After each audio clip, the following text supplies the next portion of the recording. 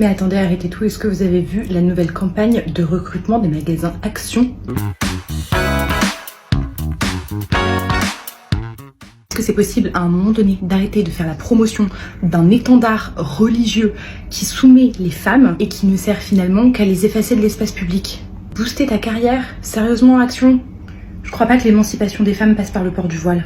Cette espèce de clientélisme est à vomir. En fait, je vais vous dire aussi ce qui me révolte, c'est que dans le voile, il y a aussi une connotation politique. Il y a une connotation de femme pure, celle qui porterait le voile, et femme impure, celle qui ne le porterait pas. En fait, je sais pas comment on en est arrivé en France à faire des campagnes de recrutement pour inciter les femmes à se voiler au travail, alors qu'à côté de ça, en Iran, on le sait, il y a en ce moment des femmes qui se font tuer parce qu'elles ne le portent pas ou pas correctement.